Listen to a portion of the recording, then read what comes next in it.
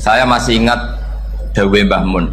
Saya nanti cerita mas saya sebentar, terus cerita kitab Al-Ataqoh As-Somadiyah dikarang Said Muhammad, fawaidnya maksudnya. Kalau Islam Arab, ini kata Mbah Mun, kalau Islam Arab itu contohnya kayak pohon kurma, jadi kuat. Dan wajah tasbihnya itu di daunnya tidak jatuh. Tapi kalau Islam Indonesia, kata Mbah Mun itu kayak padi, jadi ya agak doyong-doyong sedikit gitu. Jadi untuk menghadapi angin besar itu pilihannya dua, Anda kekar kayak kurma atau fleksibel kayak padi. Jadi ya doyong-doyong sithik gitu. Ada koruptor sowan, salam templeknya ya diterima gitu. Ada calon bupati cantik ya didukung. Pokoknya agak-agak doyong gitu. Tapi baru kayak doyong itu nggak bisa roboh karena fleksibel. Jadi Kazar in akhraja syatahu. Jadi ada dua tamsil. Karena memang menghadapi orang fasik, orang dolim ini kita sebagai ulama itu ya kebingungan. Ini mungkin Ki Afif bisa batul masail ini. Karena pertanyaannya gini, saya berkali-kali digojlok sama bapak saya. Berteman orang fasik hukumnya gimana? Pasti dijawab haram. Tapi kalau pertanyaannya dibalik, membina orang fasik hukumnya gimana? Baik. Dan bisa membina kalau berteman. Makanya Gus Azaim pernah bikin seni deh, muktamar seni. Anggap saja madhabnya seperti itu gitu. Jadi ya agak doyong-doyong sedikit. Masa ketop berteman orang yang macam-macam, tapi itu fleksibel. Nyatanya tetap soleh sampai sekarang gitu. Itu berarti itu ya gitu kata Bamun itu. Jadi untuk menahan angin yang besar pilihannya hanya dua, Anda kokoh kayak pohon kurma atau fleksibel kayak padi. Nah Islam Indonesia kata Mbah Mun itu pari wae katanya, padi. Jadi ungkapan-ungkapan para masyayikh ini penting karena khazanah yang saya baca. Saya berkali-kali cerita ini dalam kitab Khilyatul Auliya. Itu Abu Nu'aim Al-Asfihani cerita tentang riwayat Sufyan bin Uyainah. Ini gurunya Imam Syafi'i. Itu setiap kali Nabi Isa dan Yahya, ini dua nabi yang sekurun, sama-sama masih muda. Nabi Yahya itu senengannya dolan ke orang-orang soleh, menyambangi orang-orang soleh. Tentu itu bagus. Tapi kalau Nabi Isa ini suka menyambangi orang-orang yang fasik, orang-orang yang nggak jelas.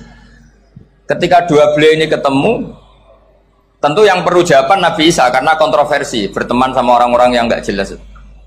Kata beliau, innama ana tabibun udawil mardo. Seorang kiai, seorang nabi, orang yang baik itu ibarat dokter. Di mana-mana dokter tuh ngobati orang yang apa? Sakit. Kalau Anda dokter dan peneliti satu penyakit, pasti cari daerah yang banyak pandeminya. Masa neliti pandemi di orang-orang yang apa? Sehat. Jadi ini juga perlu dibasul masailkan karena tadi dibolak-balik itu. Bina orang berteman orang fasik hukumnya haram karena wa in kana dasarin fajanibhu sur'atan. Tapi kalau bina orang fasik hukumnya baik. Bisa bina kalau berteman. Jadi fikih itu ya karena dibolak-balik. Makanya sholat juga gitu, sholat yang tumak nina yang lama itu ya bagus. Masa jagongan mbek pangeran nggak asik, jagongan sama teman aja asik, masa jagongan sama pangeran tidak apa asik. Tapi kalau Ibnu Abbas sholat tuh cepet. Ketika ditanya kenapa kalau Anda sholat cepet, setan baru tata-tata mau goda saya sudah selesai. Karena setan itu ya jaga jaim tuh, jaga image. Jadi kalau mau goda orang itu ya surinan dulu, macak-macak dulu. Ternyata mau ke situ sholatnya sudah selesai. Lah kebetulan mazhab saya itu yang kedua itu gitu. Jadi kalau Gus Azaim itu sholat lama sekali. Itu ada mazhab tandingan, yaitu mazhab saya. Itu karena ini sepuh saya, meskipun top beliau tapi sepuh saya. Saya sudah 50, beliau baru 40. Ini baru berarti baru memulai kiai. Kalau pakai umur nubuah ini baru memulai. Jadi mazhab itu penting. Jadi pembanding itu harus diutarakan. Sehingga dalam fikih manapun itu sebuah mazhab itu harus diuji itu lewat pembanding. Dulu itu setiap debat fikih antar ulama itu mesti nggak ada yang menang. Misalnya saya kiai kelihatan miskin itu ya baik supaya santri-santri yang miskin itu punya teman gitu. Karena rata-rata santri itu miskin. Nah, dikancani kiai kan seneng gitu. Tapi problemnya kiai yang miskin itu ya nggak bisa nolong santri karena dia sendiri apa? Miskin. Makanya dulu Imam Syafi'i itu pengagum orang miskin. Setelah ngaji Imam Malik tanya, ya Imam Malik, orang yang sealim jenengan itu siapa? Jawabnya Imam Malik lucu. Dulu Abu Hanifah, sekarang orangnya sudah meninggal ya. Ilmunya dititipkan atau diwaris oleh Muhammad bin Hasan Asy-Syaibani. Akhirnya Imam Syafi'i dibiayai Imam Malik ke Irak. Imam Syafi'i miskin, bisanya ke sana dibiayai Imam Malik. Itu seperti Abu Ya Said Muhammad masyhur, ini murid beliau. Kalau ada santri boyong kan mesti apa? Disangoni. Disangoni. Ketika datang ke Irak, Muhammad bin Hasan Asy-Syaibani itu nata uang, nata emas itu di ruang tamu. Jadi ngitung uang itu di ruang tamu. Miliatan. Ini kaget, ini kiai kok kedonyan kata Imam Syafi'i gitu. Tapi apa kata Muhammad bin Hasan Asy-Syaibani? Anda kagum ini, Anda kaget ini. Kalau kamu menyoal orang soleh kaya, ini tak kasihkan orang-orang fasik. Biar dipakai judi, dipakai selingkuh, dipakai maksiat. Jangan-jangan. Harta ini harus tetap di orang soleh. Kalau ke orang fasik, bahaya. Berarti kiai boleh kaya, boleh-boleh. Semenjak itu ada gerakan kiai kudu sugih. Ya ada yang kesampaian, ada yang enggak gitu aja. Tapi karena kalau pakai logika fikih, harta itu fitnah. Oke, seakan-akan harta itu masalah. Tapi kalau ini dikuasai orang dolim, maka masalah besar. Jika orang-orang soleh ini harus juga menguasai harta. Nah, terus lama-lama dikiaskan kekuasaan. Kalau yang kuasain orang fasik, orang tidak sholat, ribet. Akhirnya kiai terus dukung, ya akhirnya ke politik tadi. Nak menawa bupatinya kena diatur gitu. Diatur kon sholat, orang yang sesi proposal, maksudnya diatur yang sholat maksudnya. Ini cerita-cerita apa logika-logika fikih. Makanya saya sering ngaji kitab-kitab itu, diantara yang saya suka adalah ada dialog besar yang terjadi di antara orang-orang pilihan, termasuk bahkan di antara para nabi dan Tuhan. Jadi unik. Allah sendiri kadang mengajari kecerdasan para nabi itu ya lewat dialog. Masyhur itu, Nabi Ibrahim itu punya ruang khusus untuk sholat dan tidak boleh siapapun masuk situ. Tahu-tahu ada yang sudah di situ. Beliau membuka, kaget. Siapa memberi izin ke kamu yang punya rumah ini? Saya yang punya rumah dan saya tidak memberi izin kamu. Yang memberi izin saya itu yang punya saya, kamu dan rumah ini. Yaitu Allah Ta'ala katanya. Wah berarti kamu malaikat dong? Iya, saya malaikat Israel. Disuruh nyabut nyawa kamu kan? Ya agak sopan karena nggak pernah mondok di Salafiyah gitu. Namanya malaikat Israel itu.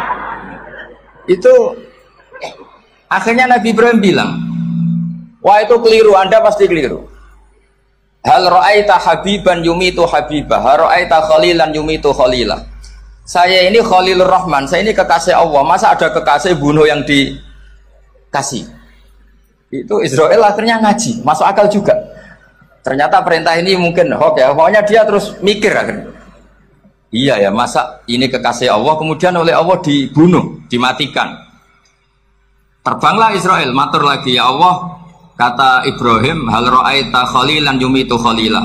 Masa kekasih bunuh yang dia apa? Kasih. Kayaknya masuk akal Gusti. Mulai ngaji lah kira-kira gitu malaikat itu. Akhirnya oleh Allah dijawab, ya sudah begini, kamu datang ke Ibrahim bilang, hal ra'aita habiban yakrahu ayyalqa habibah. Masa kekasih tidak siap ketemu yang dikasih. Nah, jadi akhirnya Nabi Ibrahim, Israel datang lagi.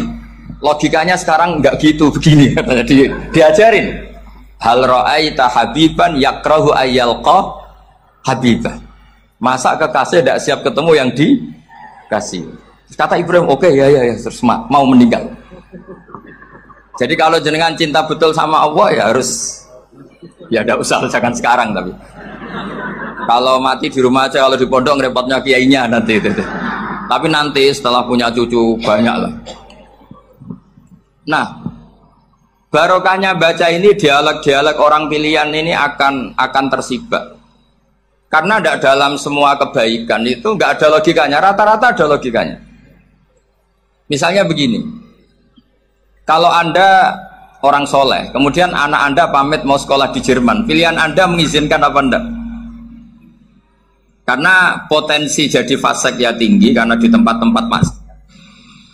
Potensi berdakwah dari daerah yang untuk daerah yang tidak ada dai-nya menjadi ada. Itu mesti ulama itu berdebat. Misalnya punya anak pamit mau kembali atau keluarga. Yang satu cara berpikir optimis. Awal ada dai di beberapa negara Eropa itu ya barokahnya imigran, pekerja, mahasiswa. Dan semua itu bumi Allah, harus ada tasbih, harus ada tahmid. Dan itu harus dimulai dari kemauan atau mengizinkan anak asuh kita ke sana. Tapi di sisi yang lain potensi jadi fasik itu tinggi sekali. Wamana iman pas-pasan. Nah hal-hal seperti ini itu pasti jadi perdebatan. Dan kita harus menjawab.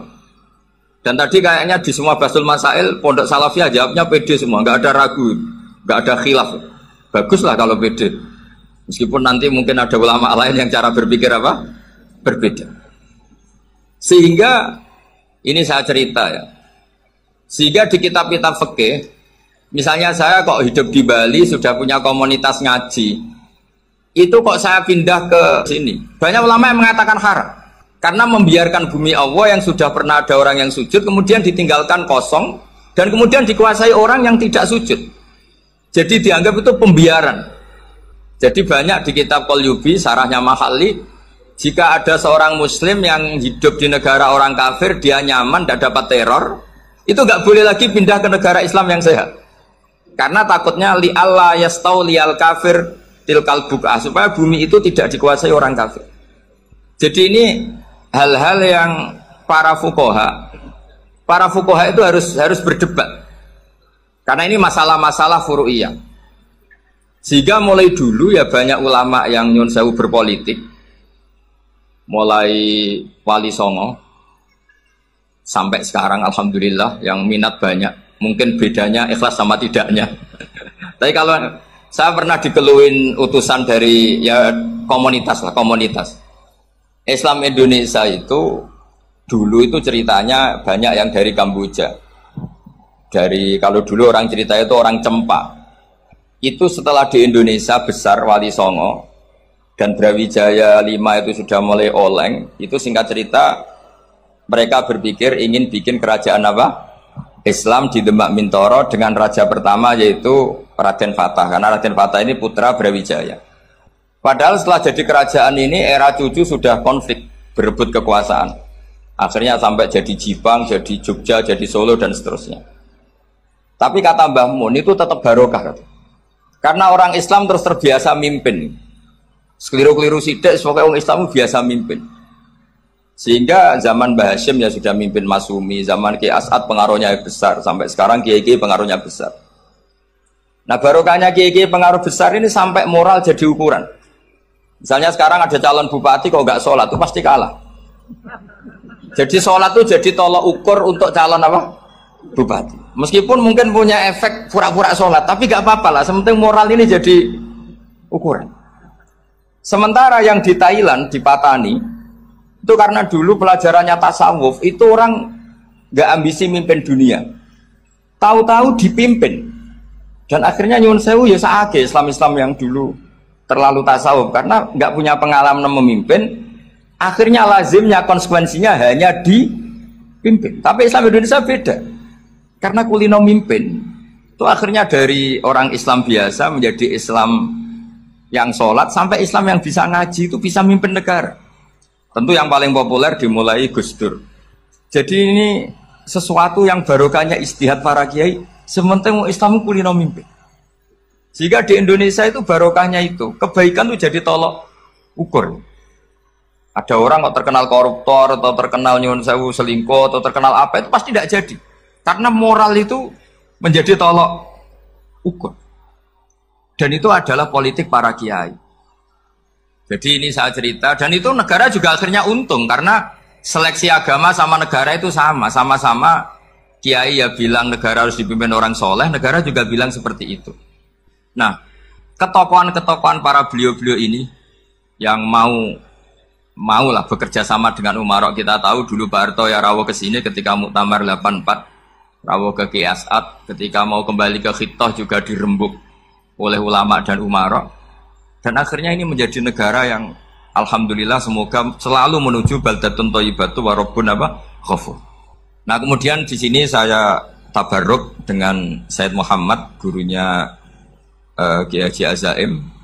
Saya mau cerita tentang amaliyah tadi. Saya sebetulnya nggak niat bacakan bab itu, gara-gara ada khataman jumlahnya banyak saya jadi pusing. Ini panitianya tanya, khatam betul apa enggak? Iya, Gus, khatam betul. Tapi kayaknya saya tidak yakin itu. Karena saya ini kan dari pondok tahfidz itu. Biasanya anak khataman itu ya rodok bodoni itu. Wes dibaca buanter sing nyemak ya mendelok pojok tok. Mergo kebanteran. Nah, akhirnya lafat-lafat yang di tengah itu enggak di apa? Baca. Tapi ya semoga dimaafkan Allah lah. Yang jelas itu enggak. Tapi saya mau cerita ya. Jadi cara berpikir Said Muhammad ini saya baca ya. Di antara yang diyakini madhab Malikiyah, ini saya baca saja teksnya. Jadi ada riwayat namanya, kalau Said Muhammad bahasakan itu ataqah somadiyah. Kalau di Indonesia kadang orang bilang al-ataqah al-kubro, yaitu dengan membaca surat Ikhlas. Di sini jumlahnya hanya 100 kali, kila 1000 kali. Tadi berapa semua? 700 juta, ini sudah susuk banyak ini. Di sini hanya 40, riwayat lagi 100, 1000. Terus sampai tadi berapa? 800 juta. Wah, ini sudah susuk ini. Itu anak cucu sampean pasti masuk surga itu kalau bisa. Ini saya baca, ini kitabnya Said Muhammad ini. Suratul Ikhlasi wal Itqu minan nar. Akhrajat Tabrani fil Kabir an Fairuz ad-Dailami wa Ibnu Ukhtin Najasi.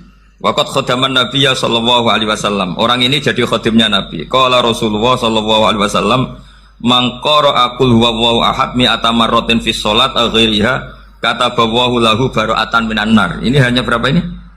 Mi'ata marrah. Berarti kalau satu orang itu cukup 100. Tadi sudah untuk 7 turunan tadi, untuk orang berapa? Untuk 7 turunan. Nah, sudah susuk ini, sudah susuk ini. Duh, ribet ini. Nah, ini tak cari pembenarannya, ini supaya keren. Ini di halaman 188 Abwabul Farad. Warwa Ibrahim bin Muhammad al-Khiyari fi fawaitihi an Khudzaifa marfu'an. Man qara'a qul huwallahu ahad alfa marratin faqad ishtara nafsahu minallah. Berarti 100, ada riwayat lagi 1000. Nanti tak carikan lagi yang berapa? 1 miliar. Jangan dengar banyak-banyak. Nah, ini saya baca ya. Wa hadzal adatu huwa al-ma'rufu bi ataqatis somadiyah. Wa qad nassa jama'atun mutaakhiril malikiyah ala istihbabi ataqatis somadiyah wa haddu ala qiraatiha wa istimaliha. Minhum Asy-Syaikh Abdussalam Al-Asmar saat terus ini. Jadi kullu haula'i istahabbu ataqatas somadiyah ma'atirafi ba'dihim kal misnawi bi syiddati fi hadisiha. I'timadan ala anna hadza minal fadha'il allati yutasahalu fiha. Faman sa'a yasta'milaha roja'a khusula ma fiha fala ba'sa bidzalik ala syarti alla ya'taqida thubuta dzalika anin nabi sallallahu alaihi wasallam hatta la yaqa fil kitsbi alaihi. Jadi intinya itu silahkan Anda bikin jumlah sesuai versi Anda. Yang penting Anda jangan kampanye kalau itu perintah Kanjeng Nabi Muhammad sallallahu alaihi wasallam. Karena kalau kamu atasnamakan Nabi kemudian jumlahnya sampai 800 berapa? 800 juta, berarti Nabi mengajarkan masyakoh pada umatnya. Jadi cukup yang riwayat itu di sini hanya 100 sama 1000. Jadi kalau jumlah tadi untuk 7 apa? Turunan. Jadi kamu harus ditutup dengan doa, ya Allah, semua itu bukan untuk saya tapi untuk 7 turunan. Tolong catat ya Allah, karena itu. Jadi artinya gini loh ya, orang Indonesia yang sering mempraktekkan ataqah somadiyah itu bukan tanpa dalil. Ternyata dalam madzhab Maliki, saya masih ingat ketika mbah saya kandung, bapaknya bapak, asmane Mbah Nur Syam. Itu wasiatnya minta dibacakan 4.000. Yang baca pas itu ya bapak sama anak-anaknya. Dan kemudian alhamdulillah zaman akhir itu mulai agak ngawur. Kalau ada acara itu wong liya kon maca anake mlebu metu gak melok maca. Itu keliru, saya jamin itu keliru. Saya sering kalau mimpin di rumah, kalau yasinan di tonggo-tonggo kok anaknya gak maca saya keluar. Bapakmu wong liya kok kon maca kata saya. Jadi itu menurut saya itu yang jelas saya sampai ngisi begini. Yang ada riwayatnya itu idza mata ibnu adam min qata amaluhu illa min salasin shadaqatin jariyah au ilmin yuntafa'u bi aw waladin sholihin yatullah. Itu tidak ada di hadis au kiyayin sholihin yatullah kata. Yang ada itu awaladin apa? Sholihin. Jadi anaknya harus ikut, kalau tidak ada usaha kata. Akhirnya anaknya dawuh nggih Gus nggih. Akhirnya tak kei jagung paling akeh kula mendhet sithik. Wong aku ora anake kok. Kadang-kadang enggak, orang lain baca buahnya anaknya mau melebu metu mau enggak tamu mbek rokokan. Itu harus ditobatkan itu. Keliru itu. Karena nasnya bukan awkiyayin solihin tapi awaladin solihin. Ini bukan provokator, ini memang iya seperti itu. Nah terus tentang la ilaha illallah itu penting sekali. Cuma saya mohon itu dielmoni lah. Jadi dulu kalimat ini menjadi spesial karena dielmoni, karena dimulai dari fa'lam annahu la ilaha illallah. Terusannya ayat tuh wastaghfir li dzambika walil mu'minina wal mu'minat. Saya ulang lagi ya. Terusannya ayat tuh wastaghfir li dzambika walil mu'minina wal mu'minat. Makanya menurut madhab Sadili, kamu diburu baca la ilaha illallah dulu, jangan istighfar dulu. Saya ulang lagi ya. Dalam madhab Sadiliyah itu la ilaha illallah dulu, nggak boleh istighfar dulu. Alasannya masuk akal. Orang yang kafir 70 tahun itu sekali baca la ilaha illallah itu langsung yughfar lahum ma qad salaf.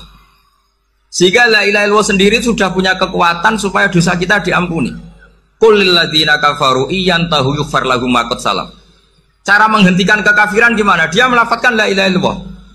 Ini kalimat yang begitu saktinya sampai orang yang kafir puluhan tahun itu dosanya semuanya terhapus hanya karena melafadzkan la ilaha illallah.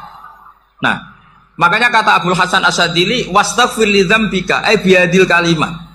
Seseorang sah di istighfar itu kalau melafadzkan la ilaha illallah. Misalnya ada orang kafir mati kafir, sah enggak anak cucunya mengistighfari dia? Tidak sah karena belum melafadzkan la ilaha illallah. Makanya kata Abdul Hasan Asyadili wastaghfir li dzambika ay bihadil kalimah. Sehingga lafadz ini spesial betul. Tapi kadang-kadang beberapa mursyid cara berpikir lain. Ini kalimat thayyibah harus dibaca orang suci sehingga mendahulukan apa? Istighfar. Untuk supaya pas ngelafatkan kalimat thayyibah sudah dalam keadaan apa? Suci. Itu juga masuk akal. Tapi secara meyakinkan saya sendiri lebih mengikuti manhajnya Abil Hasan Asyadili karena alasannya tadi yang kafir puluhan tahun saja langsung luntur dosanya karena melafadzkan la ilaha illallah. Artinya la ilaha illallah sendiri sudah bagian dari istighfar.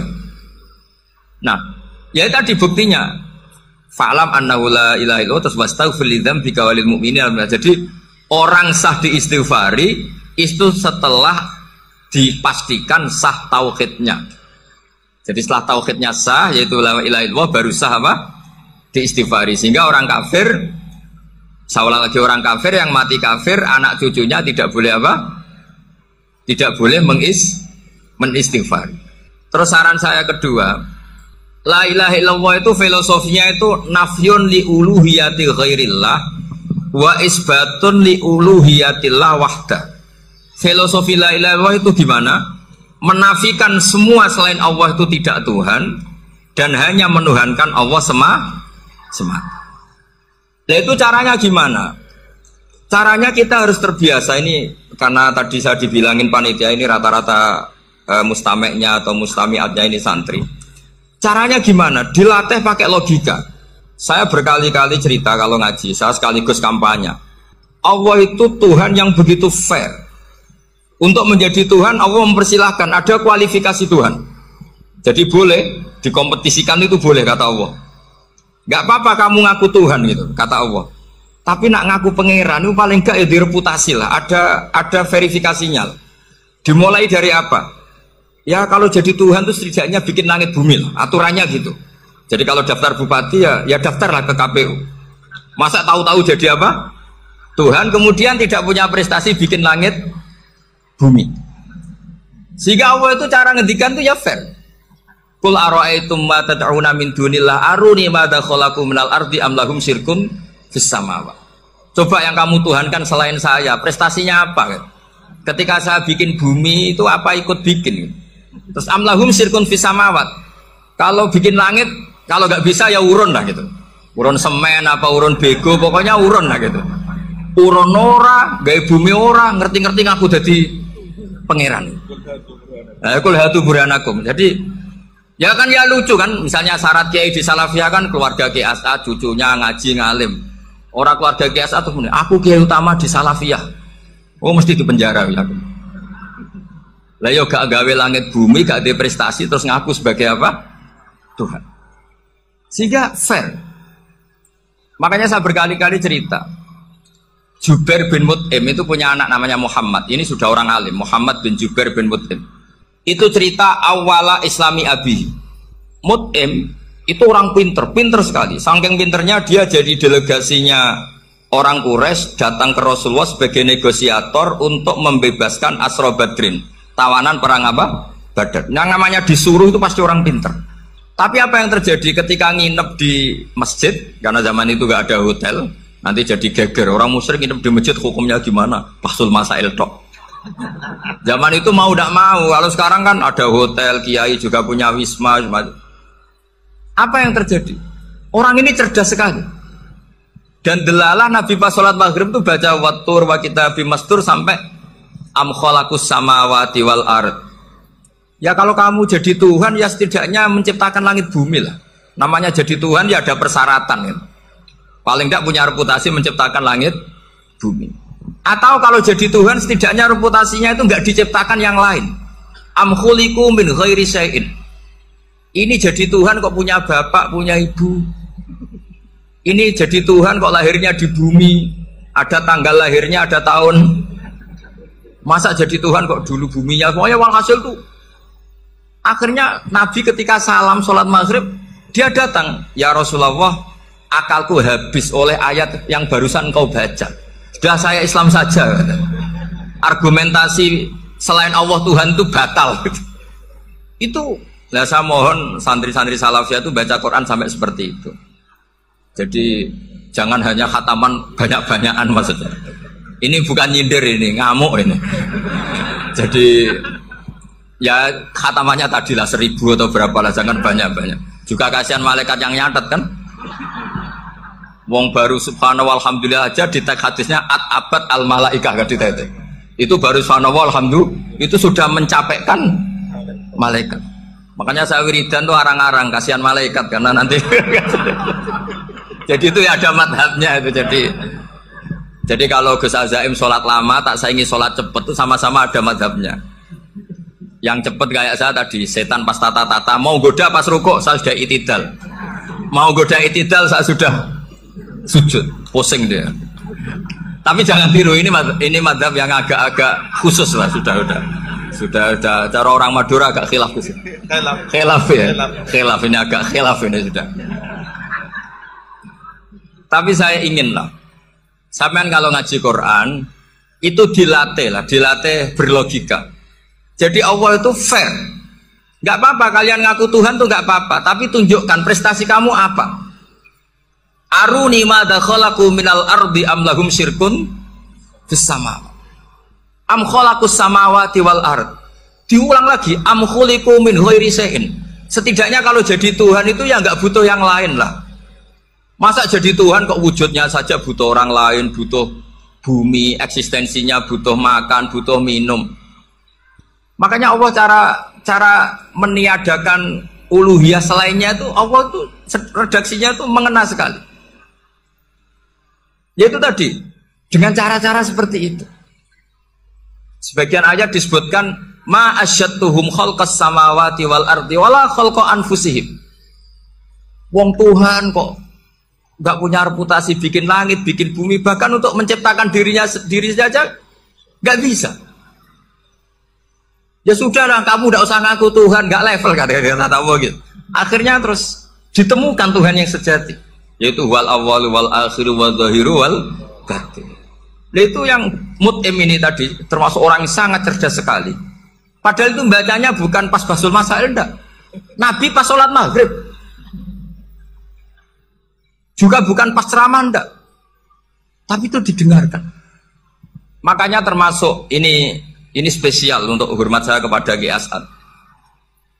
Makanya saya ini kalau mentasjik santri-santri, ini agak sensitif, tapi sudah saya tidak perlu takut fitnah.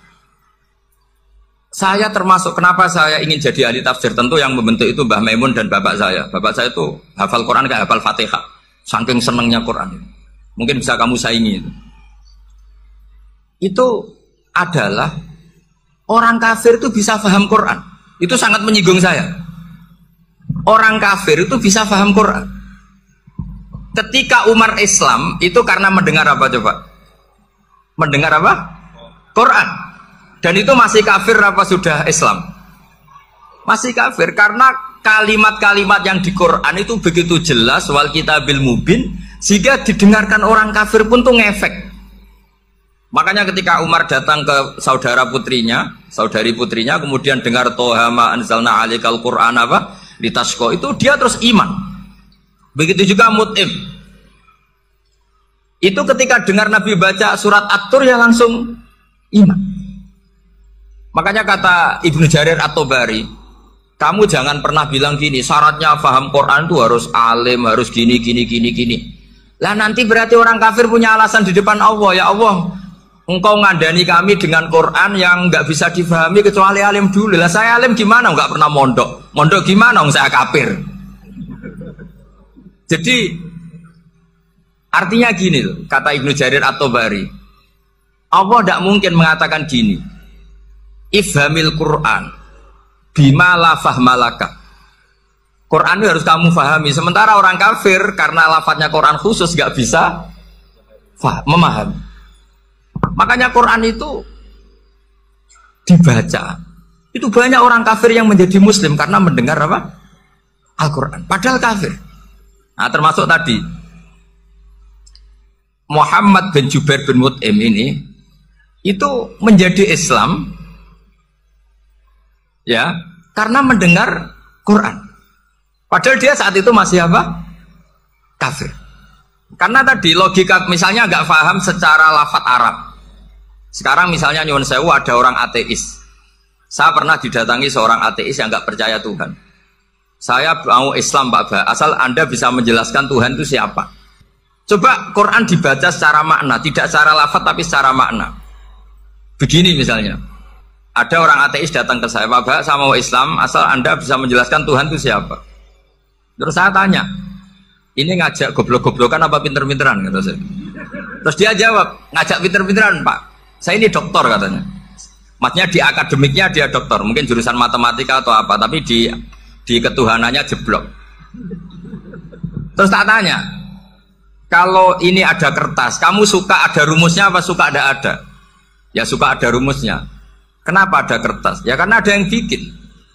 Nah kira-kira berstatus membikin atau membuat itu sesuatunya maujud apa enggak? Ya pasti maujud lah, pasti ada. Ya sudah, anggap Tuhan itu adalah sebab dari semua yang ada. Masa alam yang seperti ini, langit dan bumi ini maujudat, kemudian kamu katakan kholaqohal adam, bahwa alam raya yang maujud ini diciptakan oleh ketiadaan. Ya juga, berarti Tuhan itu ya. Ya itu yang namanya Tuhan. Nah, mulai dulu kiai-kiai ngomong gitu kan saya Islam katanya. Jadi kiai-kiai itu kadang-kadang kalau jawab pokoknya KBU digawe Tuhan.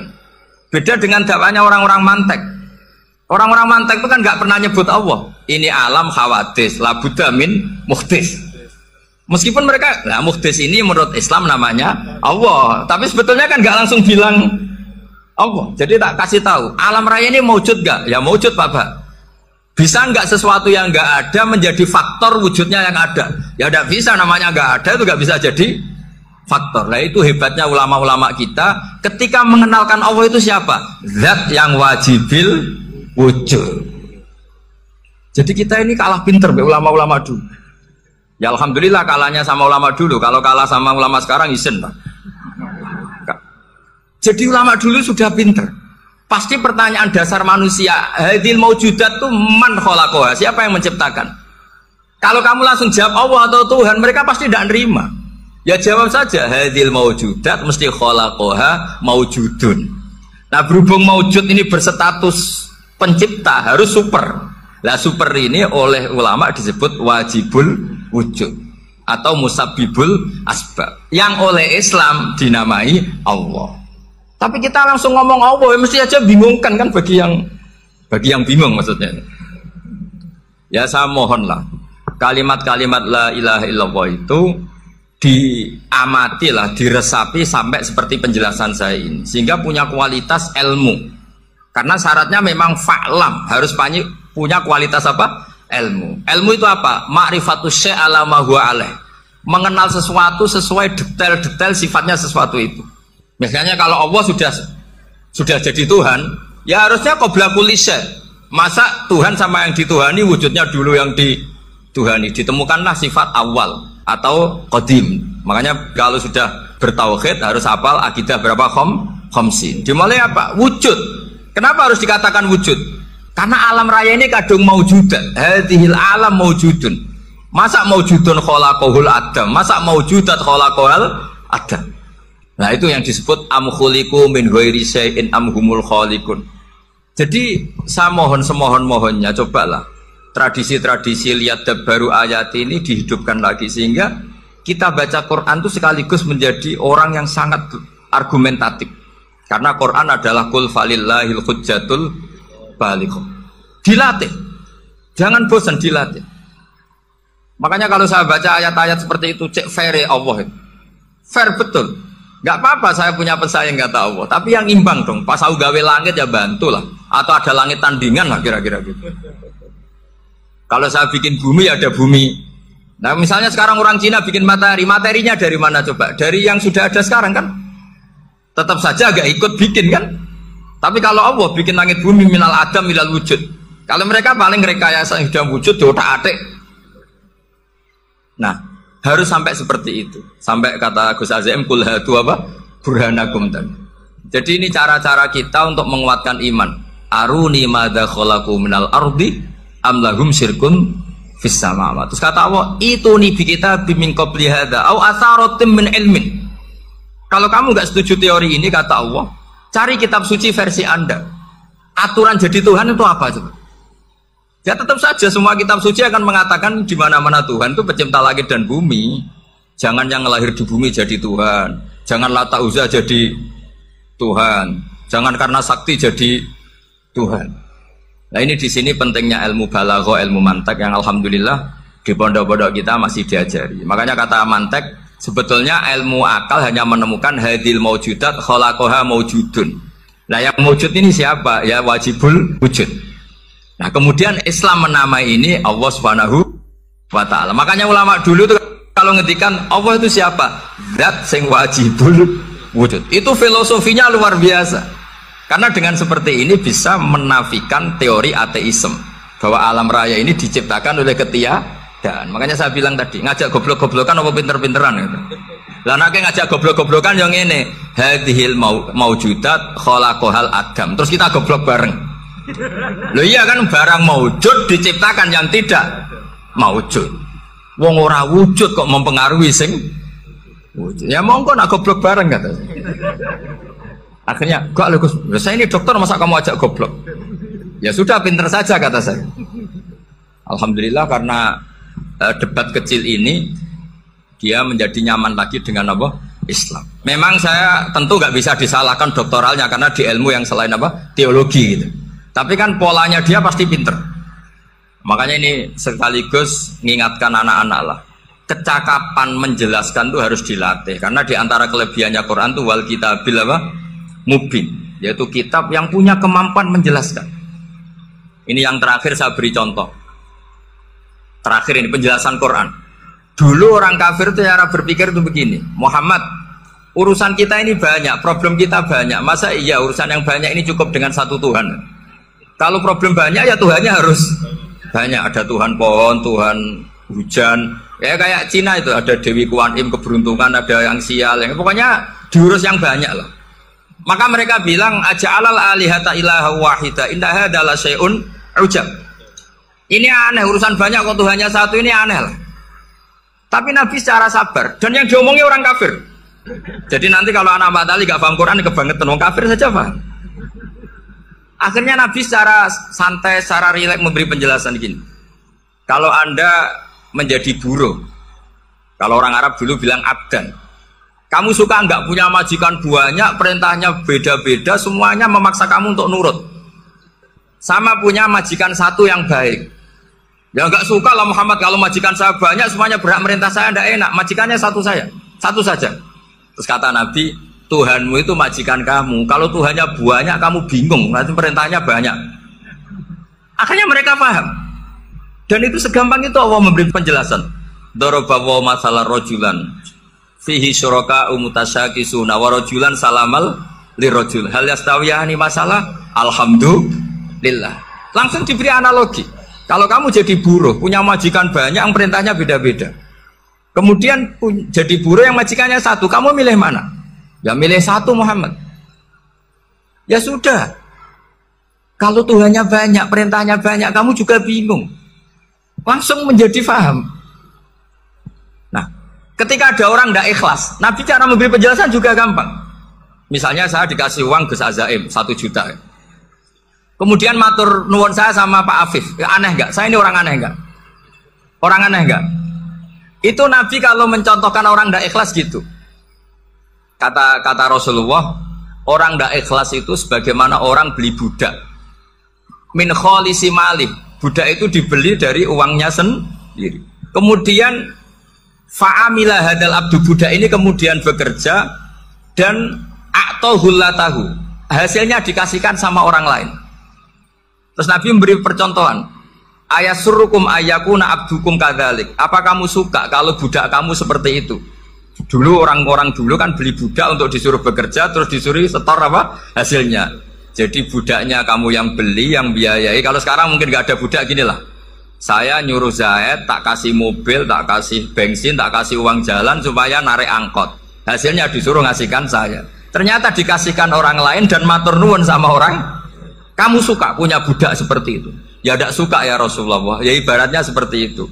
Bumi yang bikin Allah, nyawa kamu yang bikin Allah, semua fasilitas dari Allah. Kemudian kamu menyembah selain Allah. Segampang itu. Dan Nabi telaten sampai dulu yang mayoritas orang kafir menjadi mayoritas Muslim, dan semuanya tanpa paksaan, la ikroha fiddin, karena qad tabayyana rusdu minal ghayy. Nah, cara tabayyana gimana? Yaitu punya kemampuan menjelaskan. Wal kitabil apa? Mubin. Ini makanya saya mohon lah, ini saya mohon semohon-mohonnya anak-anak ini kan kader-kadernya Mbah Samsul Arifin, Mbah As'ad, Gus Fawaid, sekarang Gus Azaim, semuanya harus punya kemampuan wal kitabil apa? Mubin. Sehingga diantara sifatnya Nabi itu fatonah, punya kecerdasan. Nabi itu gak pernah debat kalah, itu meskipun sudah terdesak gak pernah kalah. Pernah Nabi itu ngendikan la adwa wala tiarata, tidak ada penyakit menular. Ada orang yang mungkin kurang suka iseng, ada onta yang sudah gudiken dijejerno sama yang waras, ternyata yang waras jadi gudiken. Akhirnya Nabi diundang lah kira-kira gitu. Ya Rasulullah, kata engkau gak ada penyakit menular. Tapi ini unta yang nggak gudikan, tak jajarkan yang gudikan ikut gudikan, berarti kan menular. Nabi santai jawab, faman jarrobal awal, lalu yang pertama gudikan ketularan siapa? Kata. Wah kalau ini asli Nabi, ya sudah seperti itu. Jadi ngiranya dia menang karena yang gudikan pertama nulari yang kedua. Ternyata Nabi tanyanya lagi, faman jarrobal awal, yang gudikan yang pertama siapa? Oh ini asli ya, maksud saya itu. Jadi Nabi itu nggak pernah kalah. Karena Nabi punya apa? Fatona. Jadi saya mohon, ya tadi makanya ini efeknya tuh khatamannya nggak boleh banyak-banyak ya. Maksud saya kalau musim khataman ya nggak apa-apa, khataman banyak-banyak. Tapi kalau nggak musim khataman ya musim-musim tadabbur gitu. Tapi kalau ini musim khataman ya monggo lah. Cuma saya kok kasihan malaikatnya tadi itu. Assalamualaikum warahmatullahi wabarakatuh.